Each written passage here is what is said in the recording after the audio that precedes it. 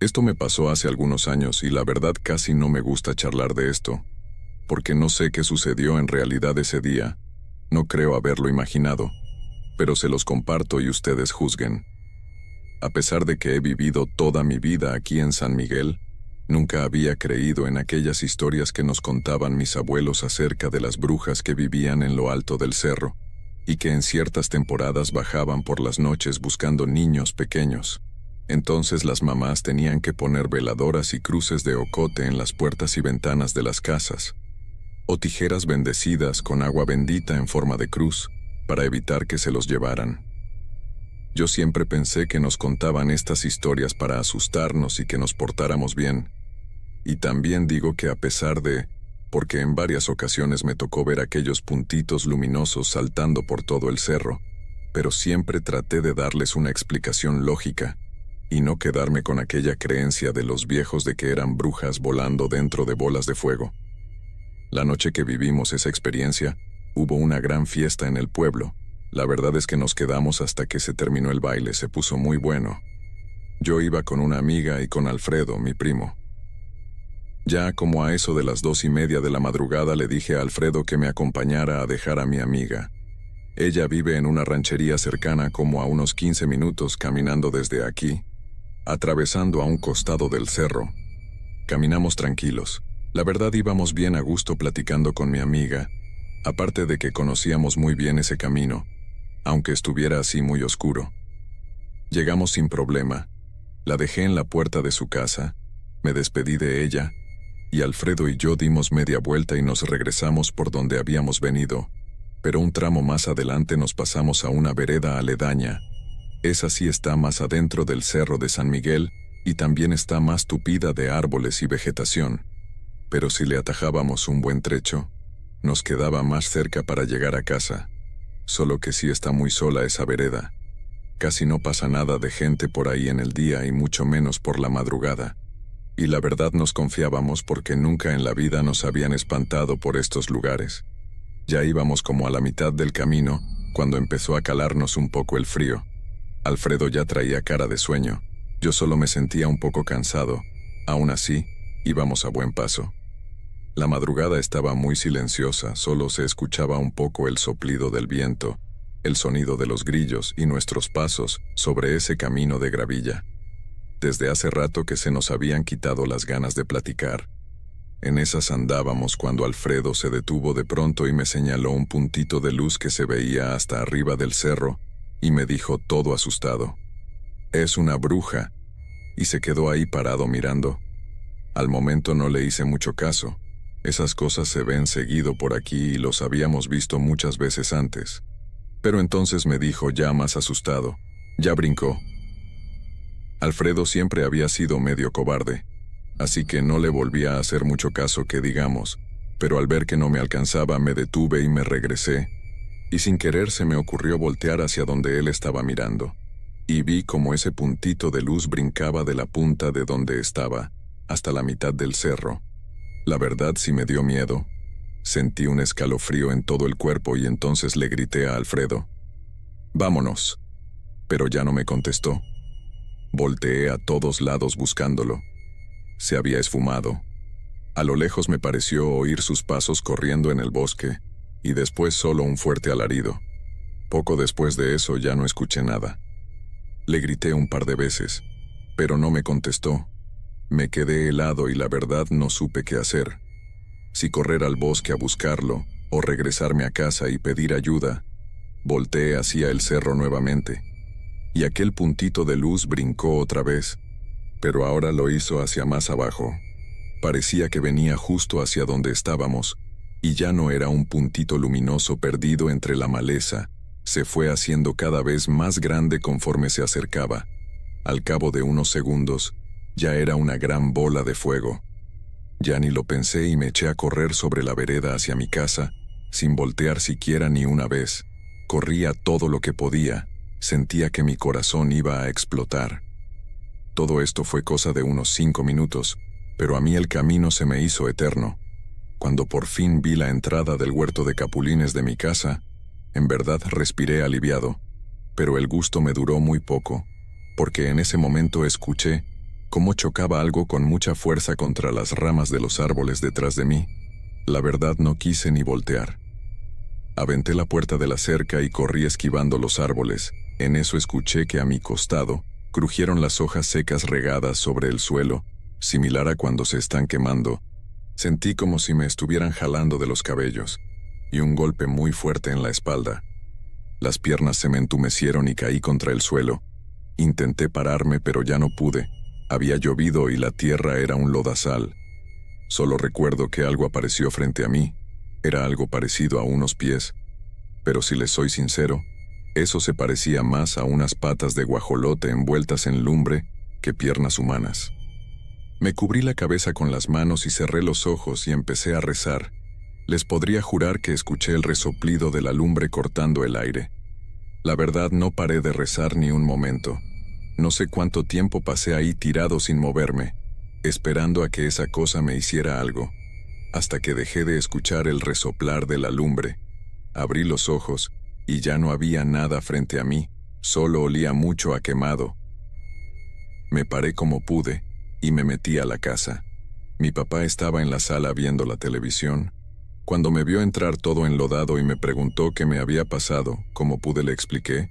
Al principio no me creyó mucho, pensó que estaba borracho o algo así, pero creo que al final vio el espanto en mi cara y vio que no mentía.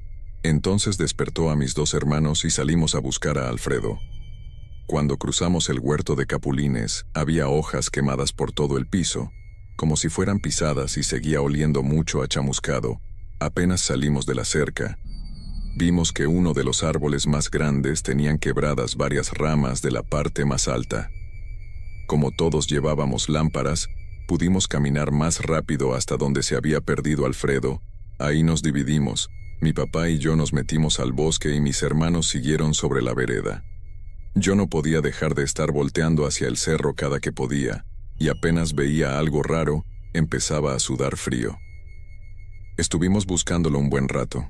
Ya había empezado a clarear.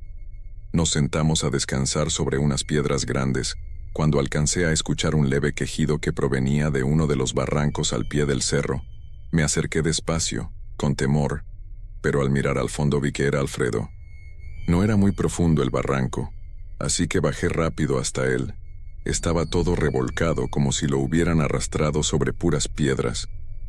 Tenía sangre, heridas en la cara y en los brazos, como si lo hubieran arañado, además de muchas ampollas en su pecho. Yo me quedé con él, y mi papá fue por ayuda. Alfredo se pudo recuperar de casi todas sus heridas, pero las quemaduras en su pecho le dejaron cicatrices permanentes.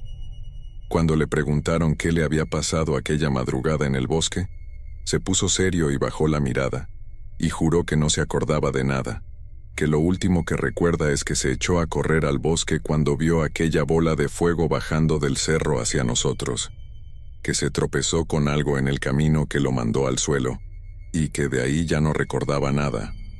Hasta el día de hoy, yo no creo que no se acuerde, porque cuando le conté lo que a mí me había pasado, aunque solo se quedó en silencio sin decir una sola palabra, vi el espanto y terror en sus ojos.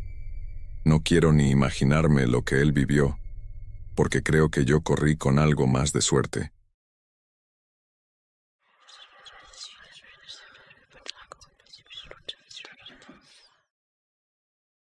Hace ya muchos años, fuimos de visita al pueblo de mi esposo, ubicado en el estado de Chiapas, llamado Pijijiapan. A este lugar llegan muchos soldados, y en el día se ven muchos, pero en las noches, estos evitan salir. Son pocos los que se ven, ya que solo salen para lo indispensable. Esto se debe a que hay muchos rumores que aseguran que en ese pueblo existen brujas. Los pobladores comentan con firmeza que entre ellos hay mujeres que en las noches se convierten en brujas y salen a cazar, así como nahuales, pero estos, según ellos, se convierten en animales que atacan especialmente al ganado de los pobladores para comer su carne y beber su sangre. Por esas fechas yo tenía poco de haber dado a luz a mi primer hijo, y lo llevamos para que mis suegros lo conocieran. Cuando llegamos todo fue normal, Pero al llegar la noche mi suegra puso una cabeza de ajos, unas tijeras debajo de la almohada de mi bebé, así como una bolsa de sal, esto para evitar que las brujas se lo quisieran llevar, pues ella nos platicó que las brujas huelen a los bebés recién nacidos, sin bautizar para llevárselos y beber su sangre, porque con esta, ellas adquieren más fuerza. También recuerdo que preparó un tarro con sal de grano, un listón rojo y una oración de la Magnífica. Comentó que con estos últimos, si ella escuchaba que la bruja andaba en el techo, ella haría un círculo de sal y empezaría a tejer el listón. Posteriormente rezaría la oración, y que al terminar la bruja caería dentro del círculo, y por consecuencia la amarraría hasta que revelara dónde se encontraba el fogón, donde había escondido sus pies, pues aseguraban que al convertirse en brujas, ellas antes de salir se quitan los pies para poder volar, pero éstas los dejan escondidos en un montón de carbón, y por lo tanto, si ellas no logran encontrar nuevamente sus pies, ya no podrían volver a la normalidad y por ende, andarían vagando en las noches hasta que se secan. Por supuesto que al escuchar todo esto provoca cierto miedo y confusión, pues en la capital casi no se ve nada de eso. Afortunadamente, la primera noche pasó sin ninguna novedad, pero la siguiente escuché como que mi suegra peleaba con alguien, por lo que no quise ser inoportuna y decidí no salir a ver. Al otro día mi suegra amaneció con moretones en los brazos y rasguños, esto porque ella nos contó que en la noche la bruja había estado rondando las casas y que tuvo un enfrentamiento con ella. Eso me pareció bastante extraño, pero realmente sentí un poco de miedo al escuchar esto. Ella nos dijo que para que esto no ocurriera más en el futuro, teníamos que bautizar a nuestro bebé lo antes posible, ya que de esa forma, ellas no pueden llevarse a los niños que ya habían sido bautizados. Yo le comenté sarcásticamente que no íbamos a bautizarlo hasta que él se encontrara en la juventud, a modo de que fuera una persona responsable y consciente de sus propias decisiones, y que mientras fuera bebé le pondría las tijeras y la sal, pues ya de joven no le harían nada. Ella me dirigió una mirada evidentemente molesta y me pidió que me sentara a su lado mientras hacía tortillas y me contaba algo que ocurrió algunos años atrás en el pueblo. Comenzó la historia diciéndome que como había podido notar a mi llegada en el pueblo, ahí habitaban bastantes guachos, así se les dice a los soldados, que llegaban de muchos lados, y como todo hombre al sentirse solos, buscan compañía de mujeres, pero lo que ellos no sabían es que también predominaba la existencia de brujas en ese lugar. Me contó que un día entre esos militares llegó un joven muy apuesto, por lo cual sobresalía entre los guachos, pero tenía otra cosa en especial, que para su mala suerte atraería la atención de las brujas. Esto era que nunca fue bautizado, algo que lo hacía aún más especial para ellas, así que como se podrán imaginar, él se convirtió en la manzana de la discordia para todas ellas, hasta que una de ellas ideó una forma de acercarse a ese joven. Un día que el muchacho estuvo de guardia en su campamento, vio a una joven muy hermosa de aspecto humilde pero atractiva a los ojos de él. Esta lo vio, pero únicamente se limitó a saludarlo, y él respondió amablemente el saludo, viéndola marcharse. Así cada que él estaba de guardia, la hermosa joven pasaba por ahí y lo saludaba. Al paso de los días, en el muchacho empezó a despertarse un interés por la hermosa joven, así que una buena tarde él la abordó e invitó a salir. La chica, un poco tímida, le dijo que tenía que pedirle permiso a su papá para salir, y que si él aceptaba pues saldría con él. En eso estaban, cuando de pronto ella empezó a sentir un extraño malestar, por lo que rápidamente se despidió. Pasaron algunos días y la hermosa mujer no aparecía, ni había alguna señal de ella, por lo que el muchacho imaginó que quizás se había molestado por la invitación y que tal vez no la volvería a ver, pero de repente a lo lejos logró distinguir una silueta de alguien familiar, y para su sorpresa, era aquella joven a la que él había invitado a salir días atrás. Se aproximó lentamente a él para saludarlo como siempre, y para su grata sorpresa, la chica no había olvidado la última petición del joven, por lo que aceptó la invitación para salir. Mientras platicaban, el muchacho le externó sus dudas sobre su repentina desaparición en esos días. a lo que ella le comentó que no había podido salir en ese lapso porque su padre estuvo muy enfermo, por lo cual ella tuvo que quedarse en casa a cuidarlo hasta que se encontró mucho mejor. Le dijo que durante esos días no había dejado de pensar en él y en lo mucho que deseaba volver a verlo. El joven en ese momento se sintió hipnotizado de alguna manera por la caótica belleza que sus ojos contemplaban frente a él. Así fue pasando el tiempo, y con ello fue creciendo un amor inmenso entre ellos, al grado de que el joven soñaba con compartir el resto de su vida junto a aquella mujer que lo había encantado en todo momento. Un buen día él se decidió a pedirle matrimonio a esta chica. Obteniendo una respuesta positiva, ella se notaba muy emocionada con la propuesta, y él le pidió que lo llevara a conocer a su familia con la finalidad de darle total seriedad al compromiso. Pero misteriosamente, la mujer respondió que sería más adelante, ya que primero tenía que hablar con ellos y prepararlos para la gran noticia que iban a recibir, pues el suceso era un poco repentino para ella, y lo sería más para sus padres. Un buen día llegó la chica con una pequeña caja en la cual llevaba algo de ropa, y lloraba desconsolada, alegando que sus padres no estaban de acuerdo en la relación que tenían, y mucho menos con la unión matrimonial, por lo que le dijo al muchacho que la única forma que ella encontraba para continuar la relación era que se fueran a vivir juntos, sin casarse, ya que si no era de esa forma, nunca le otorgarían el permiso de unirse sacramentalmente con él, como Dios manda. El muchacho, muy abrumado al ver a su novia tan dolida y desconsolada, aceptó sin dudarlo ni hacer más preguntas, y fue así que se fueron a vivir juntos. El muchacho rápidamente consiguió una pequeña casa en donde vivir con su novia. Ella portaba una bolsita en la cual llevaba varias pulseritas tejidas. Tomó una y se la colocó a él en la muñeca izquierda como símbolo de su unión y amor eterno, pues ella alegaba que era algo simbólico para ambos al no haber podido realizar la ceremonia formal, con anillos, lazos y todo lo que conlleva ese momento tan sublime para los enamorados. Aparentemente todo marchaba bien en la joven pareja, pero con el paso de los días, el muchacho se sentía muy cansado. De hecho, su aspecto físico empezó a deteriorarse. Siempre se veía débil y desanimado, en ocasiones tenía extraños mareos y había empezado a vomitar una sustancia de aspecto negro pantanoso.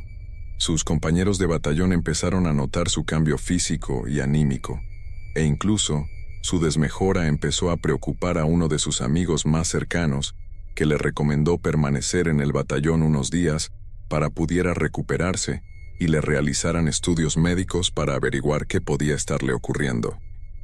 El doctor del batallón le realizó diversas pruebas, pero nunca logró diagnosticarle nada en concreto, pues en los análisis todo estaba aparentemente bien con él. Comentó que solo lo veía bastante fatigado y decidió que la mejor solución era medicarle vitaminas y algo de reposo. El muchacho estaba preocupado, pues todo había ocurrido tan rápido que no pudo avisarle a su mujer que iba a permanecer algunos días en el batallón, por lo que su amigo se dispuso a hacer el viaje para informarle. Sin embargo, no tuvo suerte al no poder localizarla. El amigo pensó que si él le decía que no la había encontrado en su hogar, el muchacho iba a querer acudir rápidamente a su casa, por lo cual se limitó a decirle a su amigo que su esposa ya estaba enterada de la situación y de su estado de salud. Se llegó el día en el que el muchacho mejoró notablemente su condición física y de salud.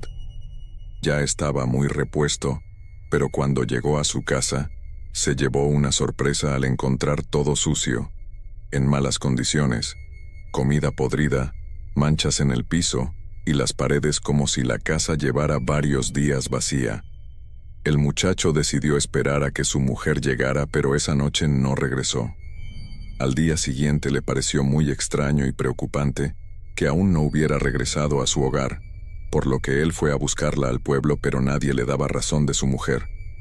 Transcurrieron varias horas sin ninguna huella o señal de la chica, así que él decidió volver a su casa, en la que misteriosamente y contrario a la ocasión anterior, encontró todo limpio, ordenado y a su mujer en casa. Él la cuestionó por su ausencia, a lo que ella respondió que su padre se puso muy mal y ella tuvo que acudir a auxiliarlo inmediatamente, pero que como ya se había mejorado volvió a su casa. Los días pasaron y otra vez el muchacho empezó a verse mal, pero ahora, además del inmenso cansancio, se notaba distraído y con una mirada perdida. No ingería alimento ni bebida.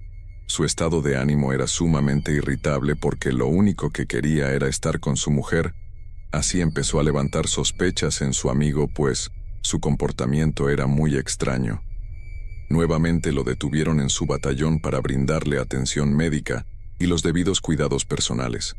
Pero esta vez, su joven mujer se negaba a que él se quedara ahí sin ella.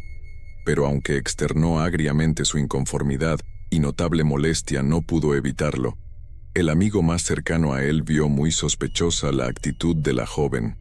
La única petición que le hizo al batallón y al médico fue que por nada del mundo le quitaran su pulsera, pues ésta representaba la unión e inmenso amor de ellos, ya que no se pudieron casar ni tener anillos simbólicos.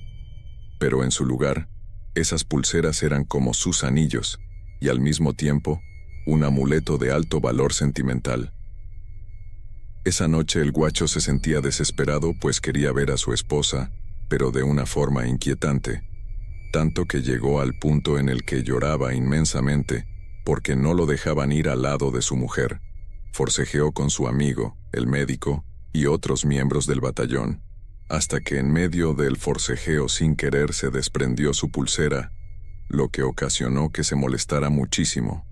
Pero al final, no tuvo otra opción más que quedarse en su batallón, ya que sabía que no se encontraba en condiciones de volver a casa por sus propios medios. Al día siguiente todo estuvo en calma. El muchacho, como por arte de magia, estaba mucho mejor. Su semblante cambió totalmente, aunque seguía extrañando a su esposa, pero ya sin la desesperación de la noche anterior.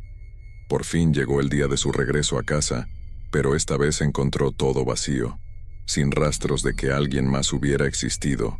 Hizo una búsqueda en los sitios aledaños a su casa, en busca de su mujer, pero no pudo hallarla. No volvió a saber más de la joven mujer. Lo único que le quedó de recuerdo de ella fue su pulsera rota, y aunque no se rindió y cada mañana la buscaba por el pueblo, la gente no le supo dar razón. Incluso le decían que no conocían a ninguna joven con esas características. Así pasó el tiempo, y un día platicando con su amigo recordaron el deterioro físico que había tenido tiempo atrás, y que fue muy sospechoso, ya que desde que la chica se desapareció, él ya no volvió a ponerse mal ni a empeorar su estado de salud, sino todo lo contrario. Aún así, el joven, un poco triste, le dijo a su amigo que algunos días la extrañaba y que lo único que le quedaba de ella era la pulsera que ella le había obsequiado como símbolo de unión. Un joven que estaba en una mesa al lado de ellos escuchó lo que decían y alcanzó a ver la pulsera del muchacho, por lo que se acercó y lo saludó. Comenzó a cuestionarle dónde había adquirido su pulsera, ya que él tiempo atrás también había tenido una así. Los jóvenes, sorprendidos, lo invitaron a sentarse junto con ellos, pues al escuchar su historia de la pulsera, el guacho pensó que le daría razón de la joven mujer, pero nunca se imaginó la sorprendente y horrorosa revelación que esa plática le haría entender. El joven invitado empezó a platicar su historia, y fue muy similar a la del guacho, solo que este joven estuvo a punto de morir, ya que él descubrió la verdadera identidad de la hermosa mujer. Les reveló que en realidad no se trataba de una mujer real, sino que era una bruja que constantemente estaba en busca de sangre fresca de jóvenes que nunca fueron bautizados, pues este era su punto débil, y la mayor oportunidad que ella tenía para atraerlos con su belleza, y debido a esto, con el tiempo los iba deteriorando poco a poco físicamente, y pudriéndolos internamente, ya que necesitaba de su energía y juventud para poder seguir viviendo y manteniéndose joven y bella, de aspecto sublime e irreal, así como se había aparecido ante él. En ese momento, el guacho se exaltó bastante, pues cada parte de la anécdota del joven coincidía con todo lo que le había ocurrido anteriormente. Pero su amigo lo tranquilizó, permitiendo así que el otro continuara con su relato. El joven continuó diciendo que su familia era originaria de Margaritas, un pueblo cerca de ese lugar, y que al verlo devastado, cansado, con la mirada perdida y sin energía, habían buscado la forma de ayudarlo, llevándolo con un anciano que era curandero, con muchos años de experiencia y bastante conocedor en el tema de cualquier criatura de ese tipo. Les contó que el anciano accedió a ayudarlo en su visible desesperación y riesgo de no sobrevivir. Dijo que comenzó a inspeccionarlo con sus famosos rituales, y que de esa manera se dio cuenta de que el joven estaba bajo el efecto de un fuerte y macabro conjuro, en el que siempre se veía envuelto y con fuertes recaídas, ya que la bruja que se lo había realizado, estratégicamente se lo había colocado en la muñeca de la mano izquierda, pues es la que conecta con el corazón, por lo que al ver la pulsera que el muchacho le había mostrado a su amigo, le hizo recordar ese espeluznante momento de su vida. Además, agregó a su anécdota que finalmente el anciano había logrado curarlo y deshacer el conjuro, pero le advirtió seriamente que jamás volviera con ella, bajo ninguna circunstancia, pues de lo contrario moriría sin remedio ni salvación alguna. En ese momento, el par de amigos estaban notoriamente impactados, pues con la historia del joven se dieron cuenta de que todo era muy similar a lo que el muchacho vivió, por lo que decidieron abandonar el lugar y los tres se fueron caminando hacia el pueblo. Mientras caminaban se encontraron en su paso a una anciana. Sin embargo, les pareció bastante extraño que anduviera sola a esas horas de la noche. Pero hubo algo que el muchacho encontró sumamente familiar en esta viejecita. Él les dijo que siguieran caminando y que en un momento más los alcanzaría. Pero al dar vuelta a la esquina, la anciana había desaparecido misteriosamente. Pero en su lugar encontró a la que había sido su mujer. Un poco más deteriorada, pero al final era ella. Él, con un poco de miedo, la cuestionó tanto sobre su misteriosa desaparición y sobre el conjuro al que lo había sometido, que ella se molestó demasiado, dejando salir un grito estremecedor, que quienes lo escucharon sintieron miedo. Esa fue la última vez que se le vio al guacho. En el pueblo siguió rumoreándose que la bruja se lo llevó, pues no quedó ni el mínimo rastro de su existencia, y aunque su batallón realizó una búsqueda exhaustiva por varios días, nunca más lo volvieron a ver, ni a encontrar indicios de él. Lo que sí se sabe es que la joven ha regresado a merodear por las calles del pueblo, en busca de una víctima más, ya que según el relato del joven, para que ella pueda seguir viviendo y manteniendo su belleza, necesita del vigor y energía de jóvenes que no tengan el sagrado sacramento del bautizo y que sean jóvenes puros.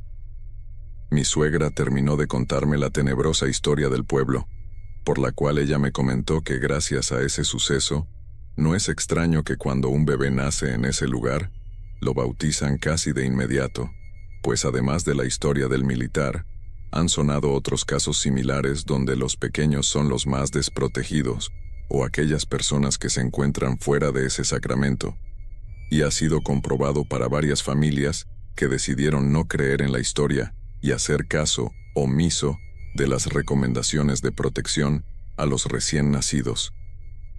Lo medité bastante, pues a pesar de que no soy una persona muy creyente de esas leyendas, también es verdad que sentí un cierto escalofrío al recordar los ruidos tan extraños y espeluznantes que había escuchado la noche anterior, que para ser honesta, eran bastante extraños.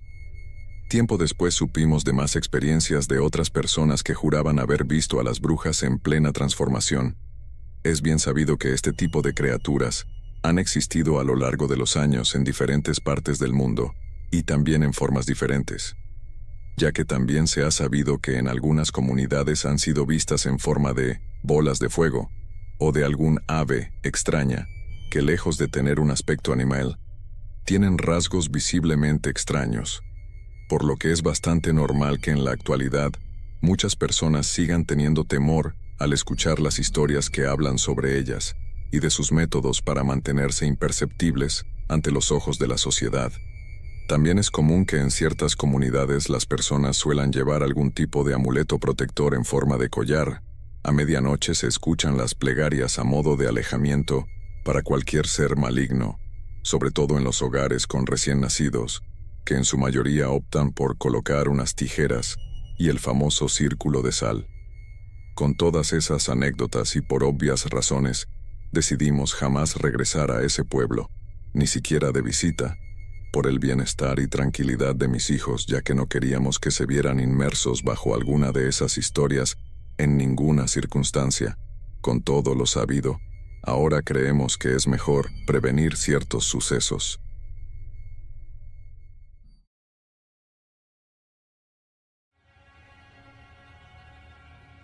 Suscríbete y activa la campana para más contenido.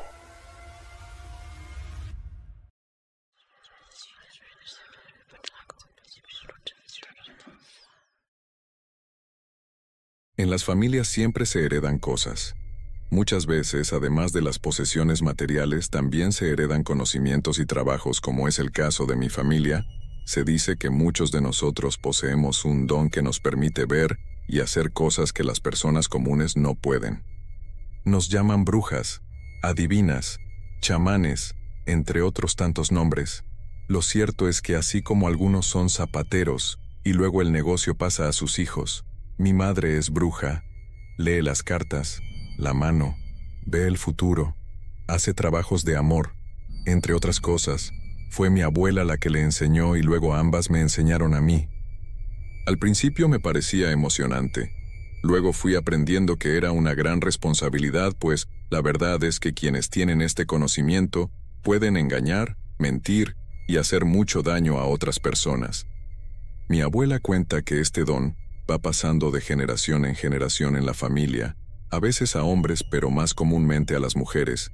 Ella me contaba que todo había empezado con un antepasado, una mujer indígena que era hija de un chamán. Fue durante una época posterior a la llegada de los españoles al continente. Dice que ella se enamoró de un gitano que venían en un barco proveniente de España. Tuvieron una relación, pero el hombre había prometido casarse de regreso a su país. Sin embargo, decidió quedarse con ella y romper su promesa. Así que de esta unión nació un linaje de brujas y adivinos, aunque algunos pensaban que más que un don, era una maldición por no haber cumplido su promesa. Yo realmente no sé qué tan cierta es esta historia, pero esto era lo que mi madre y mi abuela contaban a quienes preguntaban por el oficio heredado de nuestra casa, en especial a sus clientes. El caso es que yo me crié viendo esto. Para mí era algo normal. Todos sabían que mi madre era algo así como una bruja, y desde pequeña aprendía a leer la mano y las cartas. Descubrí que tenía el don. Lo veía como un pasatiempo. Además, a mis amigas les gustaba. Y siento que de alguna manera esto hizo que las personas me respetaran o quisieran juntarse conmigo. Un día nos dejaron una tarea. Debíamos hacer una exposición en grupos. Por alguna razón que ya no recuerdo, dejamos el trabajo para lo último. Así que el día anterior a la entrega acordé con mi grupo que nos quedaríamos en mi casa para hacer el trabajo y no tener problema. Éramos 4 amigas. Recuerdo que tardamos varias horas en terminar, pero al hacerlo decidimos relajarnos y ponernos a hablar, hasta que una de ellas me pidió que les leyera el futuro. Empezamos con el péndulo a adivinar cuántos hijos tendríamos. Supongo que muchas niñas a esa edad suelen hacer esto como un juego. Por lo general se utiliza una aguja colgada de un hilo, pero yo tenía un péndulo hecho en vidrio de color negro que mi abuela me había regalado. Como siempre, le pedí a una de mis amigas que extendiera la mano, que no debía estar ni muy estirada ni completamente cerrada. Entonces hay que disponerse energéticamente. Le pedí que pensara con intensidad en su futuro y se concentrara. Luego puse el péndulo sobre la palma de su mano. Hay que hacer un movimiento hacia arriba y abajo, pero sin llegar a tocar la mano. No sé cómo explicarlo, pero hay un momento en el que se siente una especie de vibración. Claro que para nosotras era más un juego en ese momento, pero lo curioso era que siempre que hacíamos esto a Juana, mi mejor amiga, no le salía nada. Bromeábamos con que no iba a tener hijos, y a la final ella decía que tampoco estaba muy interesada en eso. Después pasamos a la lectura de mano, que a mis amigas siempre les parecía más interesante, pues el péndulo, como ya lo dije, podía asimilarse más con un simple juego de niñas. Entonces les empecé a leer la mano a cada una. Cuando estaba haciéndole la lectura a mi mejor amiga, vi algo que me hizo detenerme por un momento. Nunca antes había visto una línea de la vida tan corta. De hecho, antes de ese día no recordaba que ella la tuviera así. Ella notó mi reacción y me preguntó qué había visto. Entonces le dije que en comparación con las otras amigas que estaban con nosotras, su línea de la vida era mucho más corta. Ella quería saber qué significaba y aunque yo temía conocer la respuesta, le dije que no estaba segura. Intenté sonar despreocupada, pues la verdad es que, a medida que nuestra vida avanza, vamos tomando diferentes caminos, así que nuestro destino va cambiando, nada está escrito. Entonces se me ocurrió decirles que mejor viéramos una película. Pero Juana no había quedado satisfecha con la lectura, y en ese momento ella era la única persona a la que yo le había contado que ya sabía cómo hacer la lectura de las cartas. Así que me insistió en que se las leyera para saber qué significaba la lectura de su mano, y aunque al principio yo no quería, terminé aceptando porque todas me insistieron mucho. Así que fui por las cartas que mi mamá tenía guardadas en su armario. Intenté que ella no se diera cuenta, pero de alguna forma presintió lo que yo estaba haciendo, y me llamó desde la sala en donde estaba viendo televisión. Le dije que solo estábamos pasando el rato porque ya habíamos terminado nuestro trabajo de la escuela. Ella me dijo que no iba a prohibirme nada, pero que una vez que supiera algo era casi imposible cambiarlo. Yo no le presté mucha atención, pues tenía prisa de regresar con mis amigas. Volví a mi habitación. Todas estaban emocionadas por preguntar cosas sobre sus vidas amorosas. Por un momento pensé que Juana haría eso, pero cuando su turno llegó decidió preguntar el por qué su línea de la vida era tan corta. Entonces puse 3 cartas frente a nosotras y empecé a voltearlas una a una. La primera era la torre. Yo la interpretaba como un cambio, un evento determinante e irreversible. La segunda era la carta de la muerte. Y aunque muchas personas la interpretan como algo malo, no necesariamente significa eso. Es más un presagio, algo inevitable o el final de una etapa. Y la última carta era el colgado. Esta carta podía ser tanto positiva como negativa. Yo sabía que era señal de martirio o sacrificio, pero lo que me dejó sin palabras fue que todas sus cartas salieron al revés. Esto suele ser un mal presagio. Intenté hablar con ella. Pensé que la lectura estaba muy influenciada por pensamientos negativos que ella tenía con respecto a su línea de vida. Finalmente mis amigas empezaron a hacer bromas y a pedirle que se relajara. Ella me preguntó si todo iba a estar bien, y aunque yo tenía un muy mal presentimiento, le dije que sí. De verdad pensaba que todo estaría bien. Solo le pedí que se cuidara mucho. Después de esto vimos una película y nos acostamos a dormir pasada la medianoche. Así que, como era de esperar, al día siguiente, nos despertamos tarde. Para poder llegar a la escuela, nos arreglamos lo más rápido que pudimos. Salimos a la calle y tuvimos que agarrar un taxi, porque normalmente había un bus que nos transportaba, pero por la hora no pudimos utilizarlo ese día. Así que nos subimos al taxi. Empezamos a pedirle al conductor que fuera lo más rápido que pudiera, pues no podíamos quedarnos por fuera. Habíamos trabajado tanto en esa presentación la noche anterior, porque era parte de la nota final de una de las clases, así que estábamos muy apuradas. No recuerdo exactamente cómo pasó, pero en medio del tráfico y la prisa mientras pasábamos un puente que conectaba 2 puntos sobre un río, el conductor perdió el control del vehículo y caímos varios metros. Recuerdo haber sentido mucho miedo mientras caíamos y luego perdí el conocimiento. Desperté en el hospital esa noche y me encontré con la noticia de que Juana era la única que no había sobrevivido al accidente. Al día siguiente pude salir a tiempo para el funeral. Toda la escuela asistió al velorio. Muchas fueron hasta el cementerio. Yo me sentía devastada. Recuerdo que en un momento cuando estábamos en el entierro, sentí que ella estaba allí. Cuando observé hacia donde sus padres estaban, vi una luz con la forma de una silueta. Era ella, pero nadie más podía verla. Esa misma noche tuve un sueño, pero más que eso siento que fue la forma en la que mi amiga se despidió de mí. En el sueño estaba en una especie de bosque. Los árboles eran muy altos. Podía escuchar el sonido de una cascada a lo lejos. Entonces alguien me tomaba de la mano. No podía ver claramente su rostro, pero escuchaba su voz. Era mi amiga. Empezó a hablarme y era como si estuviese leyendo mis pensamientos. Yo creía que si de alguna manera hubiera sido más acertada con las predicciones de su futuro, tal vez había podido evitar el accidente. Pero ella me dijo que hay cosas que no se pueden cambiar, que no debía sentirme culpable por nada. Luego se despidió y no volví a verla.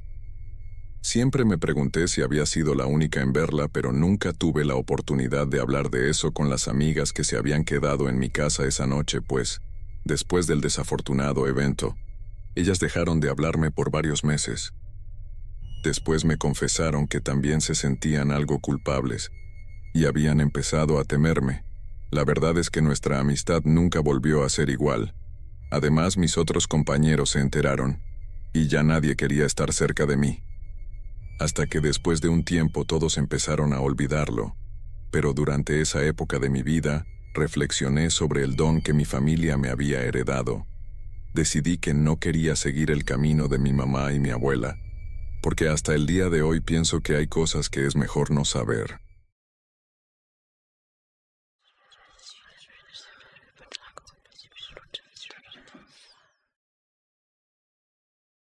Provengo de un pueblo aislado de la civilización, adentrado en las montañas, rodeado de un gran bosque.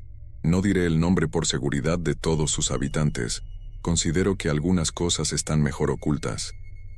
En este pueblo abundaban los curanderos, las brujas y los nahuales. Todos sabíamos quién era quién. En mi familia todos eran curanderos. Yo estaba aprendiendo. Con mis 16 años aún estaba joven para abrirme a los espíritus. Mi abuelo era el curandero principal del pueblo. Mi abuela y mi padre lo asistían. Mi mamá dio su alma en sacrificio cuando nací, porque mi vida corría peligro.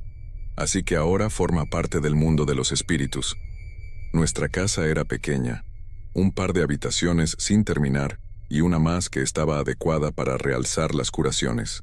En esta había un camastro, una alacena con las hierbas y las preparaciones, y un altar en forma de pirámide dedicado a los espíritus que nos ayudaban con las curaciones. Cada nivel estaba dedicado a un espíritu. Cada uno era de diferente potencial, a pesar de lo que se cree para realizar cierto tipo de curaciones. La herbolaria no es suficiente, y los curanderos recurren a prácticas espirituales para potenciar su poder de sanación. Nacemos con un don y una intuición especial para curar. A pesar de estar aislados de la civilización, algunos iban a la ciudad como comerciantes. Así obteníamos insumos básicos para el hogar, entre otras cosas. Yo en lo personal pedía libros para aprender mejor algunas asignaturas, como la herbolaria. Pese a eso, el mejor lugar para aprender era en el bosque. El pueblo era una especie de portal espiritual. Corríamos el riesgo de que, al invocar a los espíritus, entrara también algo más fuerte y peligroso. Es por eso por lo que todos en el pueblo cargábamos con amuletos para la protección, pero ni eso pudo protegernos el día que mi padre murió. Era bien sabido que en el bosque abundaban los chanques, los duendes, nahuales y una vieja bruja que había sido exiliada del pueblo. Es por eso por lo que siempre íbamos de día, y al adentrarnos debíamos hacer un sacrificio para que supieran que no queríamos problemas. Una tarde, la hija de un vecino enfermó gravemente y mi abuelo no tenía lo necesario para curarla, así que mi padre y yo fuimos al bosque para buscar plantas y raíces que ayudaran a sanar a la niña. Tomamos un pollo del corral de mi abuela y nos dirigimos al bosque. Sabíamos que era arriesgado ir a esa hora, pero no creíamos que la niña sobreviviera hasta el otro día. Antes de irnos, mi abuelo le dijo a mi padre que podía percibir la putrefacción de la niña. No sabía por qué estaba tan enferma, pero sabía que era grave. Debíamos apurarnos. Llegamos al bosque, hicimos el sacrificio del pollo y nos adentramos. Caminamos alrededor de media hora sin encontrar nada. Era raro porque conocíamos muy bien el bosque y la ubicación de las hierbas. No dijimos nada y nos concentramos en nuestra tarea. Estaba oscureciendo. Después de un rato encontramos unas hierbas, solo faltaba la raíz. Entonces nos topamos con una cabaña. Se nos hizo muy raro, jamás la habíamos visto. Era una construcción pobre, como si no la hubieran terminado. Mi padre me hizo una señal para que me alejara de ella, y me dijo que él iba a entrar. Tardó algunos minutos, mientras tanto yo me estaba poniendo nervioso con la espera. Cuando salió me dijo que seguramente la bruja exiliada había vivido ahí, ya que en el interior había encontrado pieles de animales, algunos muñecos atados, otros quemados y otros restos de maleficios. Era un lugar maldito. Comenzamos el regreso ya sin importarnos que nos faltara la raíz. Íbamos casi corriendo. Cuando empezamos a escuchar risas a nuestro alrededor, pude ver entre los árboles una figura humana. Me detuve y le dije a mi padre. Él le gritó diciendo que no podía dañarnos, ya que habíamos hecho el sacrificio al entrar. Me dijo que era la bruja. Ella vestía una túnica blanca y tenía los cabellos despeinados, mientras las risas seguían. Nos dijo que no nos haría nada, pero que algo más estaba en camino. Entonces, se agachó poniéndose en 4 pies y como si fuera un animal empezó a caminar rápidamente hacia nosotros. Mi padre empezó a recitar uno de los rituales de protección. Yo cerré los ojos. Era espeluznante la manera en la que se movía. Las risas de los alrededores no cesaban. Entonces, el silencio volvió y abrí los ojos. La bruja se había ido. Mi padre y yo nos miramos y sin decir nada empezamos a correr lo más rápido que podíamos hacia la casa. Cuando me di cuenta se había quedado atrás. Ya no podía verlo.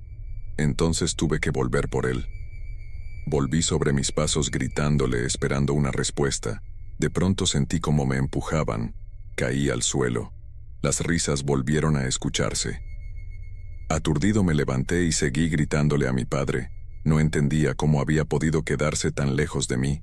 Llevaba mucho tiempo caminando sin encontrarlo. Entonces fue cuando lo vi tirado en el suelo. Estaba inconsciente.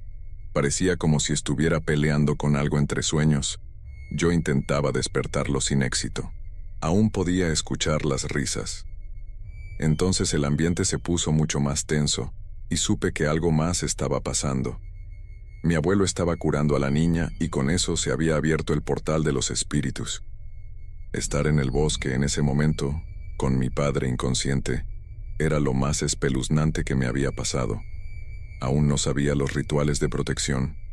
No había nada que pudiera hacer para salir de ahí. Aún tenía mi amuleto y seguramente por eso la bruja solo nos había espantado.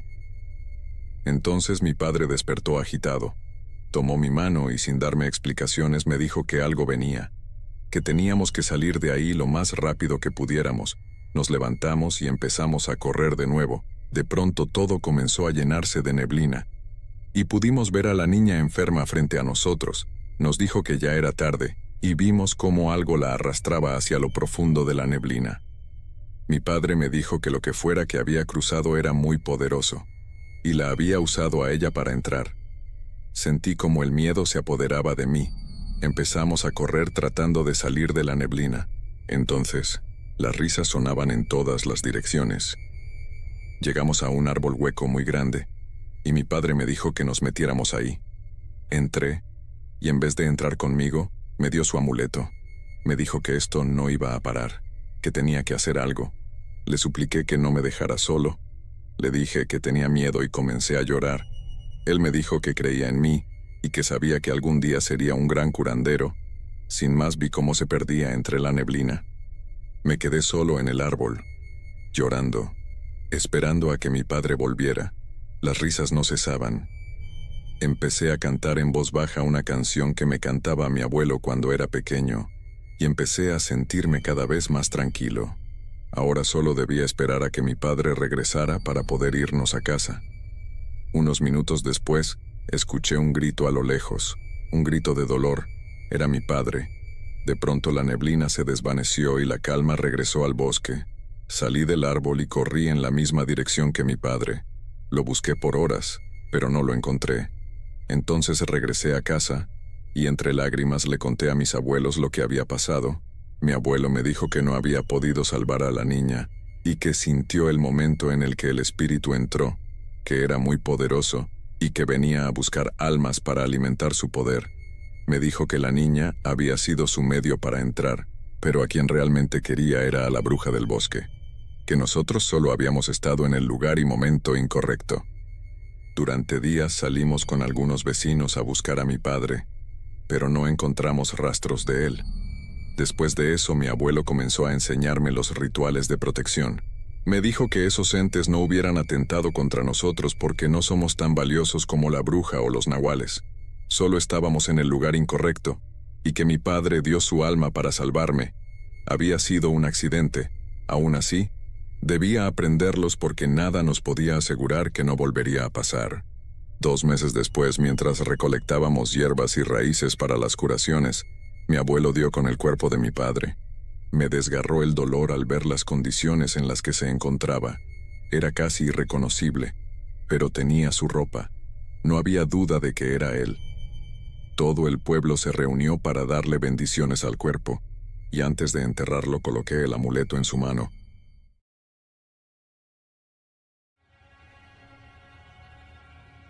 Suscríbete y activa la campana para más contenido.